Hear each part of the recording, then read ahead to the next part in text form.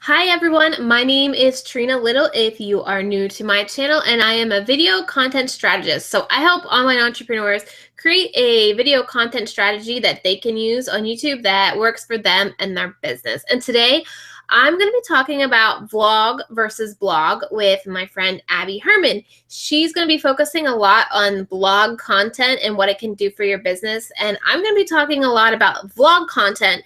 And between the two of us, we're going to talk about, how to create both, but not be repetitive and create content that your consumer will like on both ends so that you have them reading your blog and also your video. So I'm going to go ahead and introduce Abby real quick. Hi, Abby. Hi. So I am Abby Herman, and I'm with Right Solutions. I am a content strategist, and I work with business owners to get their written content out to their audience in a strategy that helps to grow their business and grow their following. So Abby and I are pretty much on opposite ends of the spectrum here. She likes to write and avoids video, and I like to do video and avoid writing. So we thought we would marry our two loves and see how we could, be able to use both, and a good strategy that you could also implement as well in your website and your business. So let's just jump right on into the content that we want to share. And I'm going to kick it off by talking about how I come up with a content strategy for my business. So I'm going to share my screen with you so you can see how I use YouTube and a tool called TubeBuddy to come up with content ideas that I know are being searched on YouTube. So it's essential if you're going to create video for YouTube to validate your video idea so that you're not just creating these videos and nobody is finding them. So I'm going to show you how I do that. But while I'm sharing my screen, why don't you make sure you give this video a thumbs up if you're excited to figure out how to incorporate vlogging and blogging into your business. And also share this out to your followers. There's a bunch of social share buttons down below that you can share on. You can even share on Pinterest. You can share on Facebook. You can share on Twitter. So make sure that you click any of those buttons down below to share this video out. And also, there's a chat box down there that I'm checking in on you guys that you can ask us questions that we are talking to you a little bit on the side as well. So don't forget that. So let me go ahead and share my screen for all of you to see how I validate my video ideas. So the first thing I do is I just go to YouTube and simply type into the search box. I just did a video today that's going live tomorrow on how to create a quiz to grow your list. That's an idea I was thinking about, and how I validate whether this is a good idea or not. I see that people do have videos up with this similar title, and there is 19,000 search results for this particular phrase. And the reason why I'm looking for a smaller search result is because I want to start ranking for smaller search phrases, because if I go for those big search phrases like how to grow your list, so let's just type that in and let me show you, for example, how to grow your list. If we look at this, you'll see there's 14 million search results. Now you might be thinking, well, Trina, that's where I want to be. That's getting 14 million search results. But the problem is, if you are just starting out on YouTube and you're just creating video content, you are never going to rank on this first page for your video. So basically, nobody's even going to see your video if you start optimizing your videos for these larger search phrases. So Roberto Blake has over 225,000 YouTube subscribers. He's been on YouTube for years. He's obviously going to outrank you. He has his authority on YouTube. So that's why you need to find those lower search volume keywords, like I showed you earlier with how to create a quiz to grow your list. So that's a validated idea. So what I also do is I will copy this, and I use a tool called TubeBuddy. It's this guy right here. It's a Google Chrome plugin, and you can pay for an upgraded version as well. So what I do here is I go to Tag Explorer, and I will type in this video idea, and then I'll explore it to see how it ranks for a keyword score. So once it comes up, I'm going to show you how exactly to determine whether this would be a good title for your video or not, and how you can validate if you should move forward. Obviously, this is going to take some time for some reason. It's a little slow for me. So while it's thinking, I will sit down for about an hour or two a day in like the month. Not every day, I don't do this, but when I want to create my content strategy, I will sit down for like an hour or two and just start searching YouTube and TubeBuddy and trying to find keywords and phrases that have a good keyword score. So as you see here, this has a lower search volume, which is good because you need to start ranking for those lower search volume keywords to start building your authority and ranking videos. And it has like very low competition. So this would be a great keyword for you to use in your title to start ranking your first video because you don't have a lot of competition. So then I'll also go over here and like scan through these most used tags to see what other possible content ideas I can get. So squeeze pages, maybe I could do a video on squeeze page and we can check the keyword score on that. Then I just kind of go through a rabbit hole of coming up with video ideas by using the TubeBuddy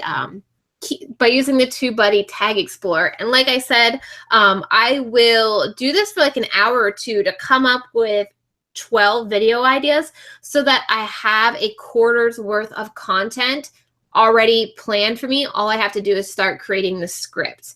So I'm going to turn the screen back over so that Abby can talk to you about how she plans her content strategy. Can I ask you a quick question first? Sure. About what you just talked about? So yeah. TubeBuddy. So I use TubeBuddy. I haven't quite figured out how to use it with my YouTube channel yet. What version of TubeBuddy do you have? I just have the Star license, so it's like the first paid version. I really got TubeBuddy for that Tag Explorer because it's really been a game changer for my channel to find those keyword scores that are getting me those niche topics and getting me ranked. So I didn't do the higher up. I just did the Star license. Okay, just wanted to check to see, I know there's lots of different levels and I haven't quite explored it yet. So yeah, so Trina is correct when she says that video is not my thing. I'm the writer. I have been getting more into video, but when I create my content strategy as a whole, so I look at both my written content and my videos, I take a different approach than Trina does. So what I look at is, what do I have going on in my business right now? What are the things that my audience needs to know about, or what are they asking me about? What launches do I have coming up? What's on the calendar? And then I build my content strategy around that. And I try to do it by theme. So in the months of May and June, I'm talking a lot about content strategy as a whole and how to align your content strategy with your business goals. So I build, I literally brain dump all the ideas that I can think of, all the topics that I can think of that relate to whatever that big overarching topic is, and then I build out my content from there. As far as optimizing the titles and making sure that it's something that's going to rank, so I use something called Co-Schedule Headline Analyzer, and I use that when I am building out my titles. I don't use it every time, but Co-Schedule Headline Analyzer will give you a score on your headline based on the words that you use, how long the headline is, how many characters, how many words, what types of words you're using in the headline. And it's actually a free tool, even if you are not using CoSchedule to do your social media scheduling. I think it does ask you to enter your email address because you've got to get on their list, right? So I use that to kind of weigh, what type of headline I'm going to use and what it's going to look like. So that's kind of my overall planning process of what I do to strategize on what content I'm going to produce for my blog. Oh, I can't hear you. There you go. So like I said, I will, do you do a lot of batch writing? So that's my secret to staying consistent with video is, like I said, I sit down and I come up with 12 video ideas. So that's 12 videos a week. I mean, that's one video a week for 12 weeks. And then I will write the content after I come up with that video idea and film as many of these videos as possible in one day. So do you also batch write your content? I do. So I try to, so it depends on how many weeks I'm writing for. I typically do a month at a time. I try to batch create a month at a time, and that includes my emails, it includes my my blog posts, it includes any social posts that go with those. And I will sit down and I start with by outlining everything, and then I'll go through and try to plug in some of the important key points that I want to address on each blog post or each email or whatever I'm creating. And then I go back through and actually fill in the holes and actually do the writing and the polishing up, I guess, of it. But yeah, batch creating is like key. If you want to create consistent content, which you do for your audience, batch creating is key, because otherwise it's never going to get done, right? Like you'll be sitting up at midnight the night before, quickly creating a blog post so that you can get it out, or you have to go put on your hair and makeup so you can do your video for tomorrow, right?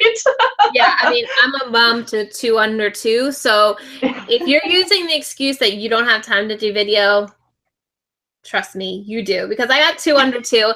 And how I really do it is I plan it out. I come up with those video ideas, and then I get an empty house for an afternoon, and I just get those videos done one after another. I have a couple camera cards. I have a backup battery. So if my camera dies, I have that other battery just to plug in, so I can get those videos done on a day that I can actually shower and wash my hair and put makeup on, because otherwise it's not going to happen. And I'm not going to be able to stay consistent with video content. And you and I both know how important it is to stay consistent to keep our business growing, because Google really loves that consistent content. And the more you drop off on consistency, the more you could potentially drop off in Google search results, right? Yes, absolutely. Yeah, and I agree. It's a matter of, for me, it's a matter of treating my business like one of my clients and setting aside that time and literally putting that time on my calendar to make sure that I get it done. And since I'm just kind of diving into video, I record my videos usually on Saturdays, and I'll do, same thing as you. I will have them all outlined.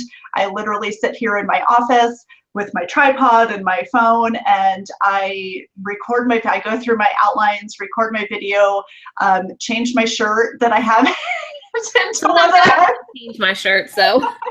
Yeah, I remember there was an Insta story you did where you said, I'm just going to wear black for all of these videos, and I don't care. Yeah, you want to call me out on wearing the same shirt? Go for it.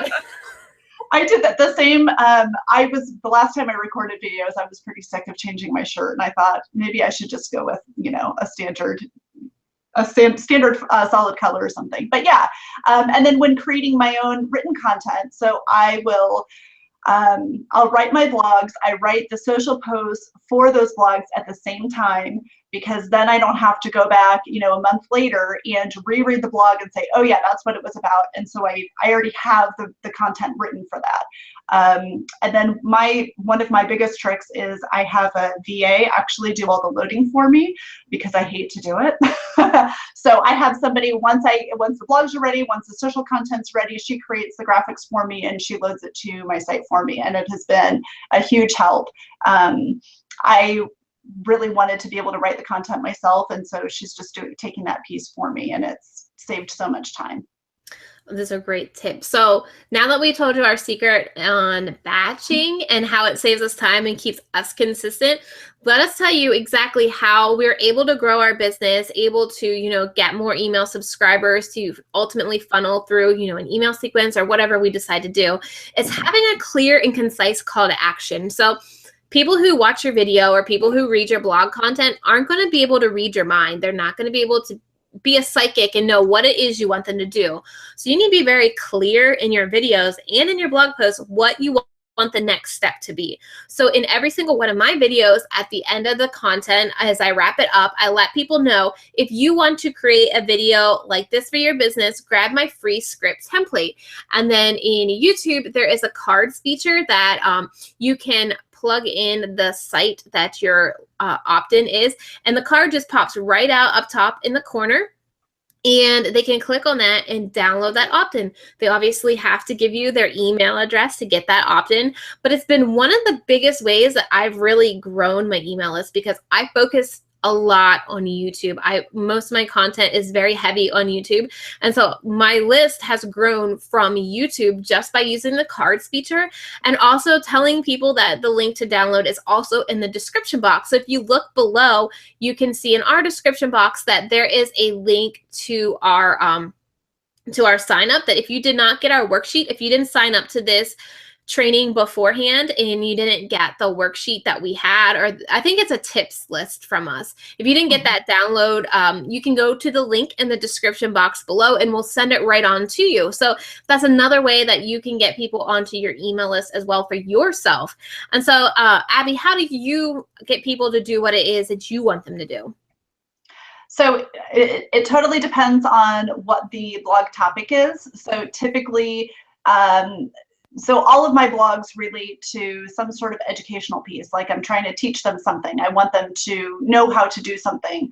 And of course, I want them to take action. So I will either have an opt-in blog post, or I will have a video that's embedded in my blog post that I want them to watch that complements the content that's on the blog itself, or both. So I'll have them do one or the other. Now, obviously, the opt-in form grows my list. The video helps to increase my rankings on YouTube, and hopefully also draws them over to YouTube to see what other content I have. So those are a couple of things that I do. Occasionally, well, I link to other blogs. Occasionally, I will link to a sales page or some other page on my website, depending on what the content is, but that is pretty rare because the point of creating this free content for people is to educate and inform and to help grow your following and grow the trust factor. And we can't do that if we're always selling. So one of the insider tips that I will give you about YouTube is YouTube really loves people who keep viewers on the platform. So when you're thinking about a call to action specifically for YouTube, you want to think about how it's going to affect the viewer, where it's going to send that viewer. So if you send the viewer off the platform, you're really taking down your watch time. So ultimately, you want to bring somebody to YouTube and you want them to watch as long as possible. And that's going to help you get ranked in YouTube, because YouTube sees you're making an effort to bring people to their platform and keep them on your platform, because obviously that helps them sell more ads. The more people that are on it, the more people that are watching it longer. So it's hard to think about a call to action with YouTube because you don't really want to push people off the platform. So when you're thinking about your call to action, think about what's a quick thing that you could do to get them to sign up. Now, whether that's you have them subscribe to your channel or you have that cards feature, you're not really taking them off the platform. You're having them, go to another link, but you aren't taking them to your blog where they're going to get sucked into additional content. But that's also a strategy that you have to decide on what's right for you. Is it your strategy to build a YouTube channel and build a following on YouTube, or is it your strategy to get people to your website? So you need to figure that out before you dive into your video strategy, what it is you ultimately want to grow. So with me, I want to grow my YouTube channel. So I try to keep people on the platform as long as possible. But if you want people to your website and you're just using YouTube as a way to complement your business, then you can push people to your website. Just realize that YouTube really wants you to keep people on their platform. But if YouTube is just a complementary piece to your business, that's totally fine. And that's exactly what it is for me. It's something to complement the written content that I produce and to get my face out there, because it's so easy to be stiff and just like non-human when all you're doing is writing. So I'm using video as a way to, both on YouTube and on Insta stories, to really get my personality out there more so that people can see more of my face rather than just still images that I have on my website. So that's a good strategy. But I totally agree. So I totally agree with you that, yeah, keep them on YouTube if you can. If that's not your strategy, then send them where you need to send them. So yeah, and I just mentioned that because if you are on YouTube and you're wondering, why isn't my channel growing? Why don't I have XYZ amount of subscribers? Why is nobody watching it? Well, it's probably because, one, you haven't built your authority yet. Two, you might not optimizing it correctly. But you need to be building that watch time that YouTube loves. So if you're pushing people off the platform, that may be a reason why you aren't growing your channel as quickly as you had hoped. So I just say that as kind of like a disclaimer that you need to decide what your strategy is before you go into your call to action, knowing, do you want to grow your channel? Do you want people to your website? And realize the pros and cons of both. So with that being said, I'm going to tell you exactly how I use blogging so that I don't stay repetitive. So I focus, like I said, my content here on YouTube, but I do embed my video onto a blog post, and I create a blog post because the more you can share your link out to the world, the more valuable YouTube sees your video. So especially embedding your video to a blog or a website really helps boost your ranking in YouTube. So I will create a blog post just for my video.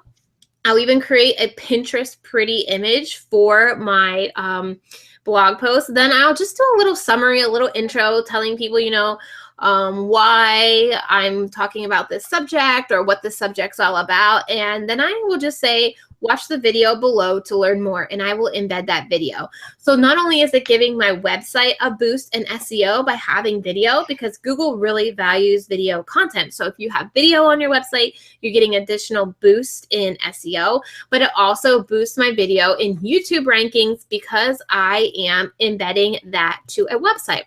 Plus, it's getting my face out there to people. It's allowing people to hear me speak. It's allowing them to get to know me more, to build a relationship with them. Instead of, spending time one-on-one on a call, they can watch a video with me and instantly decide if they want to like me or not, because let's be honest, people are going to work or buy from people that they like. So it allows me to break down that know, like, and trust factor by having that video on my website. And that's ultimately how I differentiate the two. My blog post is basically just a quick little summary with those keywords to hit Google for SEO. And then the bulk of the content is in that video that I push people to watch. And I know Abby does it a little bit differently.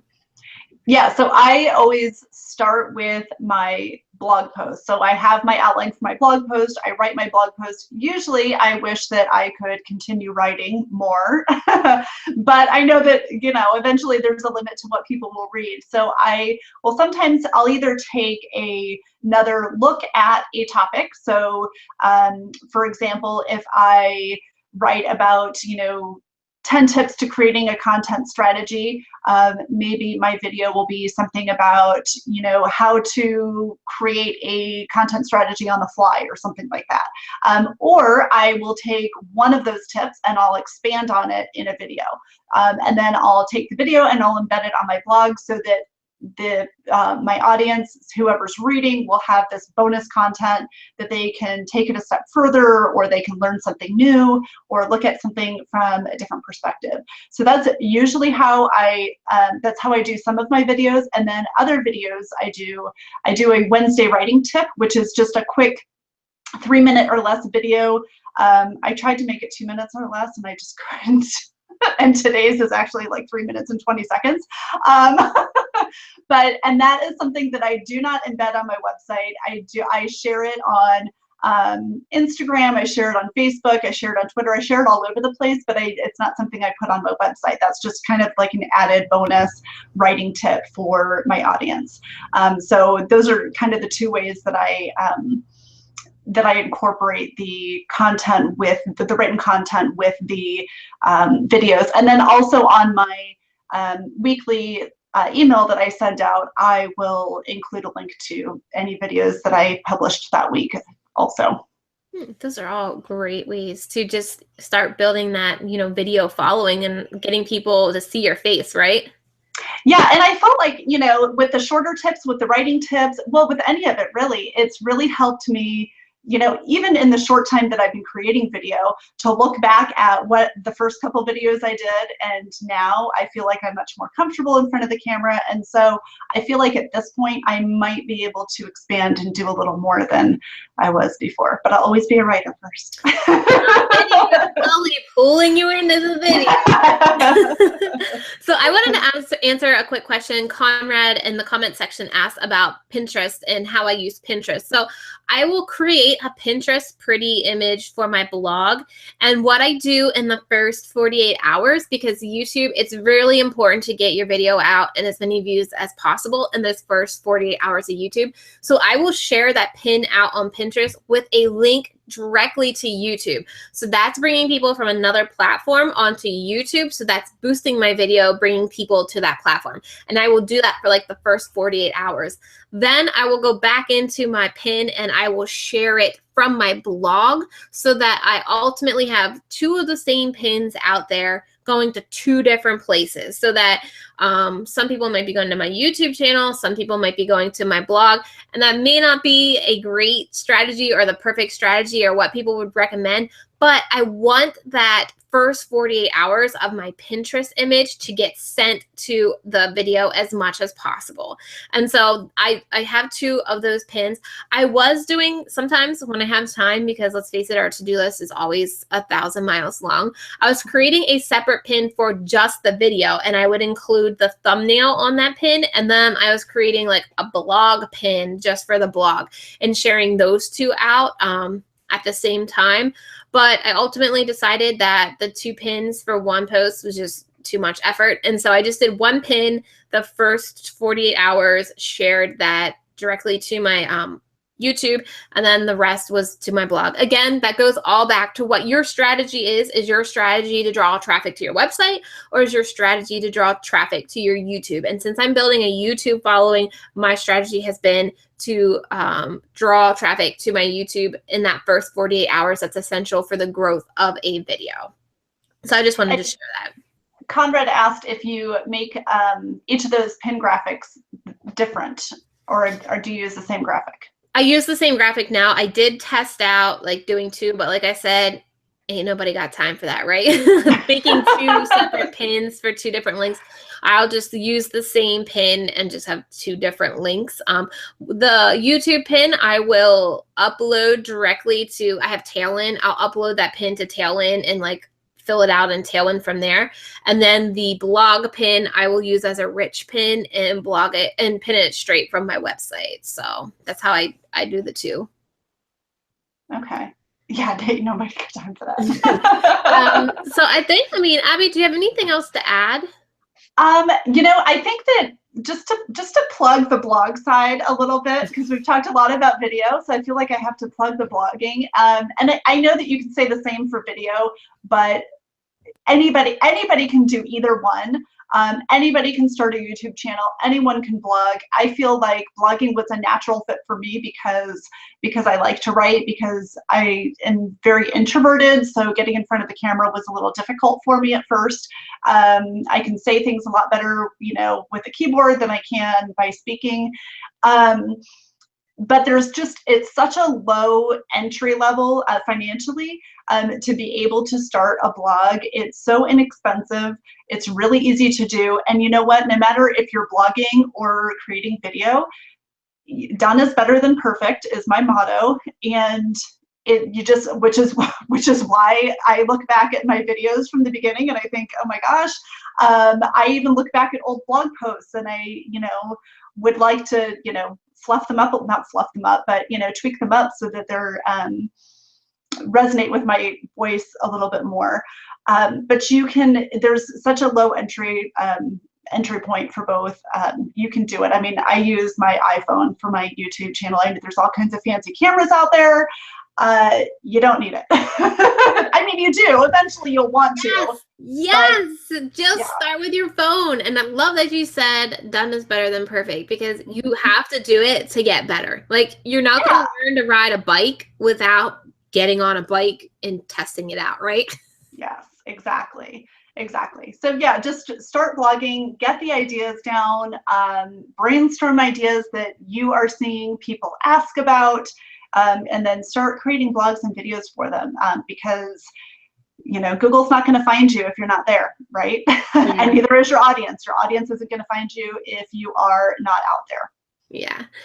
So Conrad actually asked, do you suggest focusing on one or the other, or doing them both at the same time? So I'm thinking Abby and I might agree on this. We're saying do both. I would say do both, but I would say it's just like social media, right? You cannot be every place all at the same time, especially not at the beginning. It's really overwhelming. So I would focus on one until you feel comfortable with it, and then add the other on, and start with whatever you feel the most comfortable with first.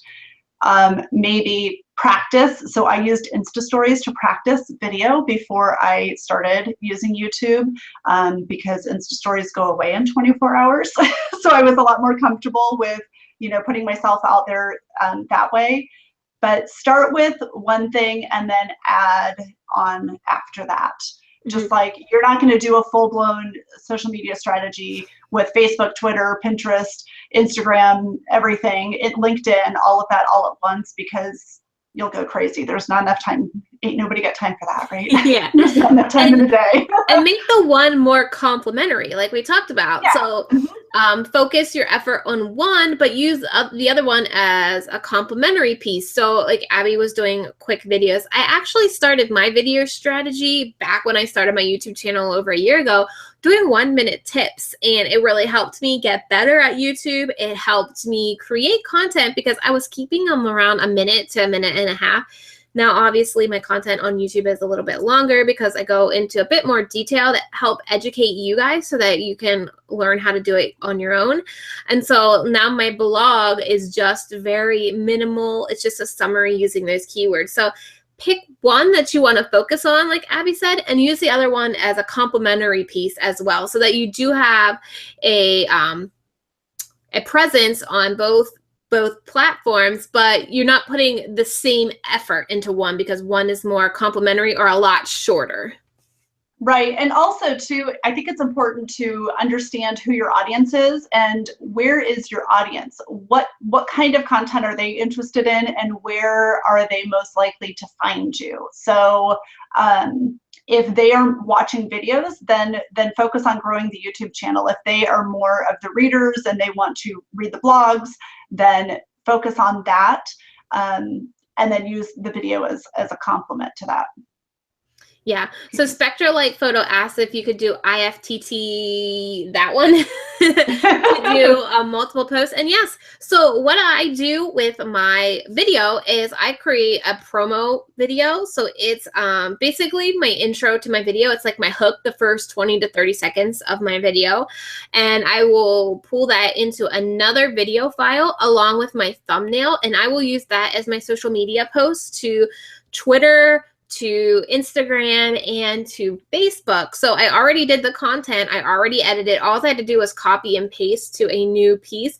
And obviously you can post that to Facebook and set up IFTT, to go to Twitter and Instagram as well. I don't use that one. I have Buffer that I use to plan out my social media strategy, and then I just do a lot of copy and pasting the content into these different platforms. I definitely should look into that, but you could totally use that to promote it on several different social media platforms and make it easy. And like I said, I just use the content that I already created. I had a video, so I used a piece of that video to promote it on all the different platforms. And I just use a thumbnail, which because I haven't gone the route of doing, cutting that extra piece of video out. I just use a thumbnail and I resize it. So I resize it for Insta stories, for Instagram, for the square piece.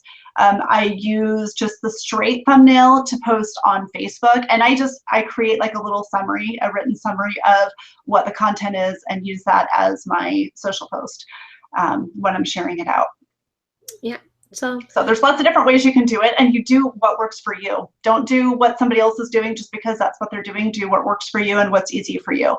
Creating the thumbnail and the graphics, you can use the Magic Resize in Canva. It's super easy to do. Yeah. I didn't realize how easy it was until I figured it out a few weeks ago. I was like, oh my God. Yeah. But yeah, do what works for you. Do you have any tips on how to create a content calendar when life gets a bit crazy? So I have a tip. What I do is I will plan my content by the quarter. So all of my content up until through June was planned for me back in February. So I sat down and I showed you how I did all that content research on YouTube. And then I also put in that calendar different launch dates or different promo things that I had going on that I wanted to push people to. So then I knew what kind of content I needed to create, what kind of video I needed to post, when I need to post it based on those things I wanted to promote or a launch that I had. And then honestly, the best tip when life gets a bit crazy is to batch it all on the front end. So we're getting close to June, so I'm starting to run out of videos that I've been editing. So I need to sit down and redo my whole content strategy for the next quarter. And honestly, that's the only way I can keep up with it with 2 kids and a family, and we're going to be moving again in a couple months. And you just have to plan ahead. You just have to. I never did quarterly planning at the beginning of my business. And since I started doing it about half a year ago, it's really helped me stay as consistent as possible. When I was pregnant and then I had my baby, I still had videos going live every single week because I did the content ahead of time before I had the baby. So it was like I never left because it was scheduled to go. Because YouTube, you can schedule your videos to go live when you want them to. So that's my best advice. Abby? Yeah, I agree. Planning ahead is key. I plan by month rather than by quarter, but I still plan months in advance. So right now I'm looking at my content in August and starting to plan out what those topics are going to be so that I can start creating the content. And just like, so I know that a lot of people, so I'm pretty structured. I like to have a plan in place. I like everything in neat little boxes. I like everything, I like to put things away because I'm very structured that way. I think a lot of creative entrepreneurs feel like having a content strategy and having a plan puts them into a box that they don't want to be in. But what actually happens if you plan correctly or if you plan appropriately, you can have this structure and leave yourself some white space in there so that you can create a blog post on the fly if you want to, so that you can jump onto Facebook Live and do a video, or jump onto YouTube and do a video. You can still leave some space in there, but have other content planned out in advance so that when life gets crazy, because we all know it does. I mean, here school's out in 2 weeks or a week and a half, and the kids are coming home. I know it's the last day of school today for a lot of people. If you have little ones, that aren't even in school, plan during their nap time. Get it done ahead of time. It does take a lot of discipline and upfront work ahead of time, but 3 weeks from now, when someone gets sick, you will be so thankful that you have that done ahead of time. It just leaves yourself more open to freedom and to having that extra time to be more creative. Mm-hmm. And another thing I think is come up with series or like a theme. You talked about a theme. I know when I first started my channel, every Wednesday was like a contributor video. So I had people contribute their tips every Wednesday. And so I knew that was the content that I was going to be on Wednesday. And then maybe you think every Friday is a feature Friday. And so you spotlight somebody that you have loved following or who has helped you. And maybe Tuesday is Tip Tuesday. I know you have Writing Tip Wednesday. So think of like a series that you can do, which would also help you in YouTube, because then you could create a playlist and it allows an opportunity for people to binge watch your content, just like binge watching Netflix. And the more they watch your content, the more watch time you get on your channel. Plus, the more likely they're going to be willing to sign up for your opt-in or to buy whatever it is you're selling or your product or whatever it is. The more they watch you, the more they get to know you, the more they get to like you, and so on and so forth. But think about series that you can do as well, because that makes it a little bit easier to come up with content ideas. Yeah, so like if you have a blog post that's top 10 tips to, whatever, each of those tips could be a separate video in YouTube. And then you have 10 videos right there, and they don't have to be long. They can be, 1-2 minutes, like Trina said. I find that the more organized I am with my content, the more strategic I am, and the more I plan out, the more organized my brain is when I'm trying to work and when I'm working with clients. And I can be a lot more attentive with, to my one-on-one work that I do with people. So yeah, so it's even if you're not doable. organized, you can get organized, I promise. Yeah, it's doable. I had to really sit down and get organized back in November when we decided to move. We sold our house, decided to move, and I was 8 months pregnant. So it's possible. You can get organized. I did it. Yes. So if we don't have any more questions, I don't want to keep you guys on here. I know we're all busy. We all got stuff to do. So if there aren't any questions, this is the last call for questions over in the comment section. We're going to let you all go. This video will stay up if you want to re-watch it. You want to catch our tips again. And be sure to share it too. If you look down below, there are social share buttons to share on Facebook and Twitter. Give it a thumbs up as well if you liked it. And we just really appreciate you taking the time to watch us here today, talk about, vlog or blog. And if you're watching, I would love to know, what are you guys going to do? Vlog, blog, both? Did either one of us tip you one or the other way? Or if you are doing both, let us know that you're doing both down in the comment section. We would love to know and check out the content that you're creating as well. Yes. And Spectralite Photo just asked what brand of headsets we both use. So honestly, these are the ones that came with my Samsung Galaxy that I had like 3 years ago. That's what and I don't even have the phone anymore. So that's what I use. And I think the sound is pretty good. And then I have another pair of cheap, I don't even know what, Metalhead or something headset that I also use. Mine are earbuds from my iPhone, but I do have a Blue Yeti mic sitting off to the side here. So I do have this plugged in for my audio, and then I have it through my ears. So, but I have used the earbud as well. The mic on the earbud is just as good as a Blue Yeti too. So if you're starting out, just use what came with your cell phones apparently. Yeah, that's what I use.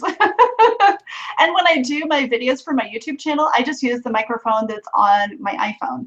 And it seems to work fine. Although I did just learn that when you use the reverse camera on your iPhone, the quality isn't as good as if you use the regular camera. So you have to, plan ahead and get it set up. So in other words, you don't want to look at yourself when you are creating your video. And I did not know that. So for my next round of videos, I will be using the other side.